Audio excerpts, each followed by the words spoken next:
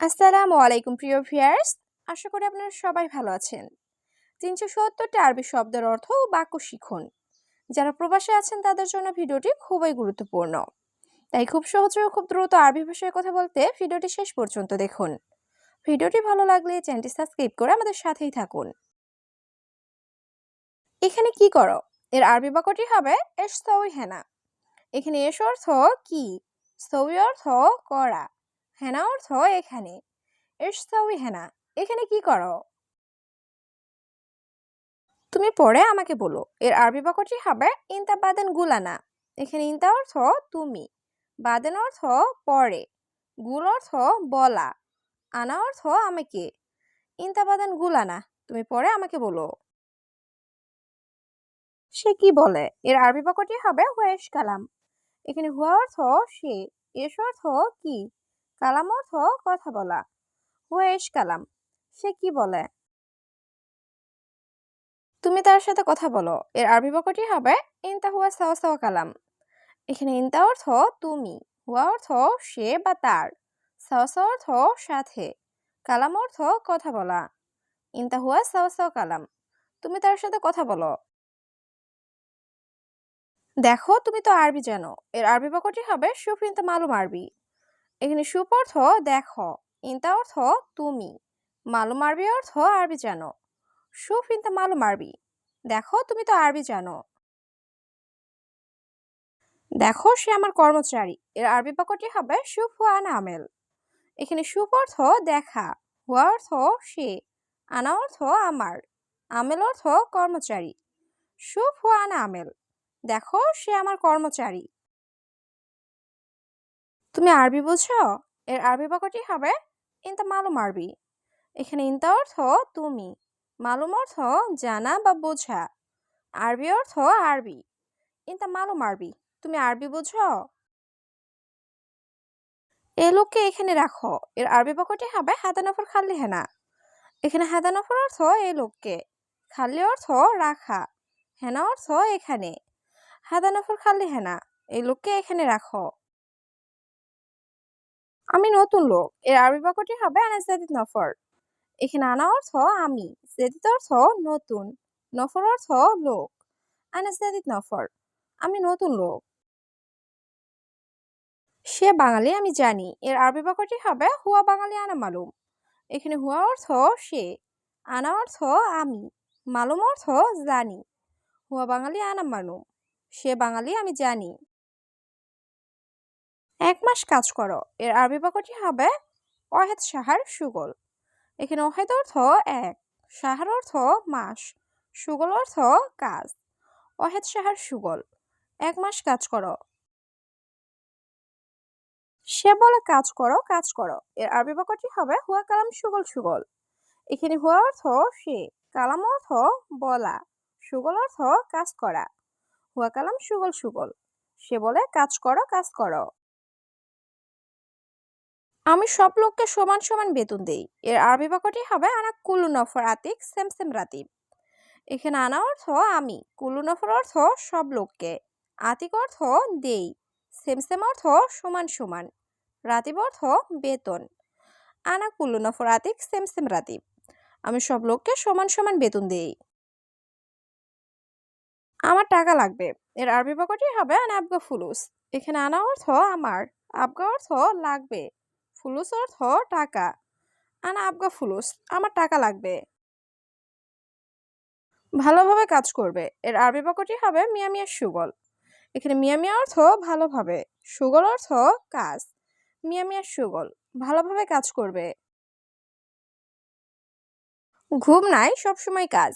এর আরবি বাক্যটি হবে মাফি নুম আলাতুল সুগল।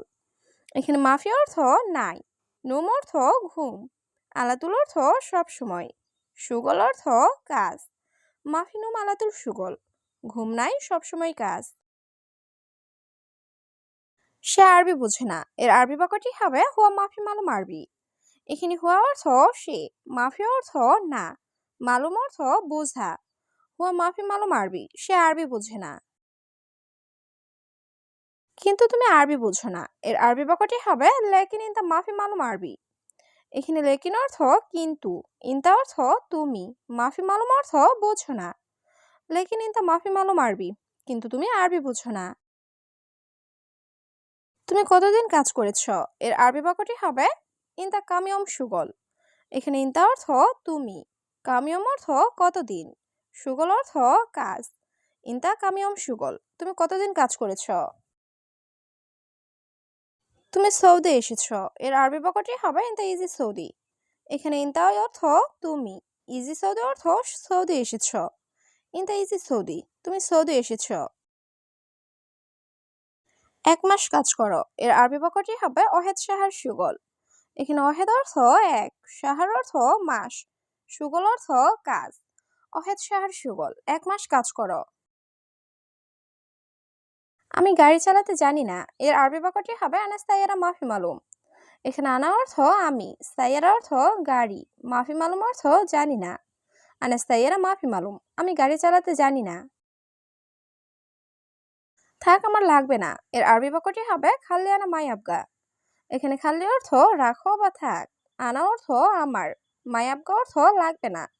খাল্লি আনা মাই আবগা, থাক আমার লাগবে না। পরে বেতন সমস্যা নাই। এর আরবি বাক্যটি হবে বাদান রাতিব মাফি মুশকিলা। এখানে বাদান অর্থ পরে, রাতিব অর্থ বেতন, মাফি মুশকিল অর্থ সমস্যা নাই। বাদান রাতিব মাফি মুশকিলা, পরে বেতন সমস্যা নাই। 20 দিন কাজ করছি। এর আরবি বাক্যটি হবে সুগল ইষ্টি নিয়ম। এখানে সুগল অর্থ কাজ, ইষ্টিন অর্থ 20, ইয়ম অর্থ দিন। সুগল ইষ্টি নিয়ম, 20 দিন কাজ করছি। এখানে 3 জন লোক আছে। এর আরবি বাক্যটি হবে হেনা তালাতা নফর মজুদ। এখানে হেনা অর্থ এখানে, তালাতা নফর অর্থ 3 জন, মজুদ অর্থ আছে। হেনা তালাতা নফর মজুদ, এখানে 3 জন লোক আছে। এই লোককে এখানে রাখো। এর আরবি বাক্যটি হবে হাতা নফর খাল্লি হেনা।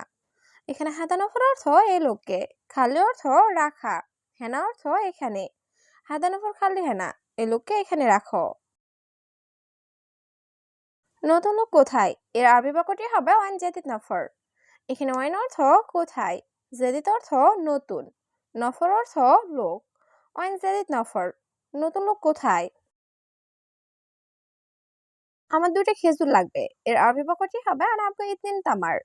এখানে আনা অর্থ আমার, আবগা অর্থ লাগবে, ইতনিন অর্থ 2টা, তামার অর্থ খেজুর। আনা আবগা ইতনিন তামার, আমার 2টা খেজুর লাগবে। এই লোক আমার লাগবে না। এর আরবি বাক্যটি হবে মাই আবগা হাদা নফর। এখানে মাই আবগা অর্থ লাগবে না, হাদা নফর অর্থ এই লোক। মাই আবগা হাদা নফর, এই লোক আমার লাগবে না। এই লোক কি করে? এর আরবি বাক্যটি হবে হাদা নফর এস ছবি। এখানে হাদা অর্থ এই, নফর অর্থ লোক, এস অর্থ কি, ছবি অর্থ করা। হাদা নফর এস ছবি, এই লোক কি করে? বাথরুমে পানি আছে? এর আরবি বাক্যটি হবে ময়া ফি হাম্মাম। এখানে ময়া অর্থ পানি, ফি অর্থ আছে, হাম্মাম অর্থ বাথরুম। ময়া ফি হাম্মাম, বাথরুমে পানি আছে?